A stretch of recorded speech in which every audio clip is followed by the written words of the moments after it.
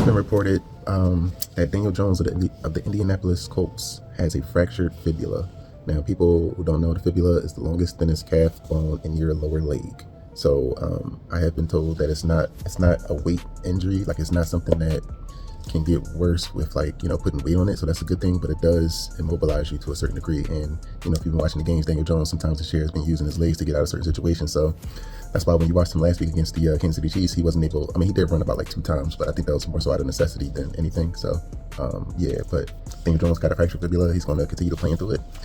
Some of the recovery time is, from what I've been reading, it's about 6 to 8 weeks, but it only happens if you're like not playing through it. So I don't think he's going to be able to like fully recover from it this year during the season, but it's not something that's going to keep him out of playing. So he's going to continue to play through that. We'll see how the Colts go forward. I think they're going to rely more on the running game, like they've been doing for Jonathan Taylor, and the defense is hopefully going to get a little bit better, especially with the addition of DeForest Buckner supposed to come back eventually sometime this season. So those two things are going to help out Daniel Jones. But if he can continue to play at the level he was playing before, I want to say week 9 or 8, then he'd be better. The Colts team in general will be better. So we'll see how it turns out. Daniel Jones with a fractured fibula.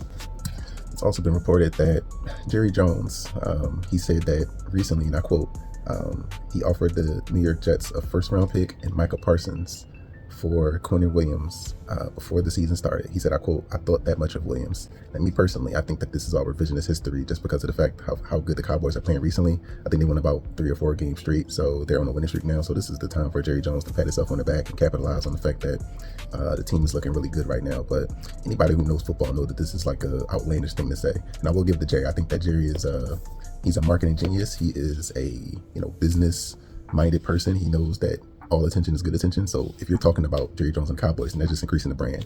But what he said about the football players themselves, like nobody had Quinnen Williams and Micah Parsons on the same level as far as like football-wise on the field. So this is good advertising for the Cowboys once again, but football related. This is outlandish. So.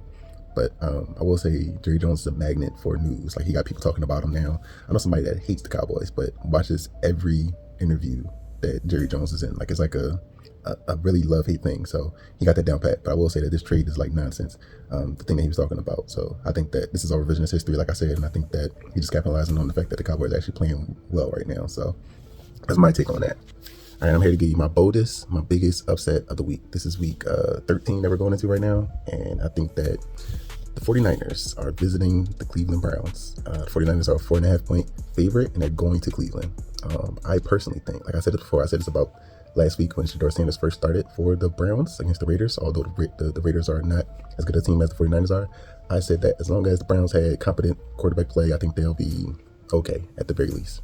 Now this week, I think that, I'm going to say it, the Browns are going to beat the San Francisco 49ers at home. That's my bold upset pick of the week, right?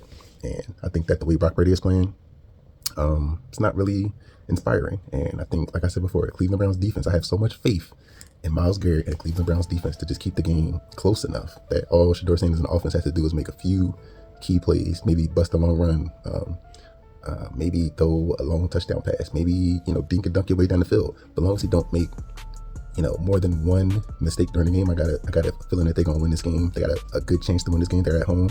It's probably going to be snowing. That'll make it like an ugly kind of game. If you want to say that 49ers going to rely on Christian McCaffrey, I'll counter that and say that the Cleveland Browns defense will provide enough pressure, and their defensive line is stacked. And I think that they'll be able to shut down the 49ers run game. The only thing that might be able to hurt them is like the little dink and dunks to Christian McCaffrey, but that's my bold take of the week. I think that the Cleveland Browns are going to win at home against the 49ers week 13. Write it, stamp it, it's on the book. That's going to happen.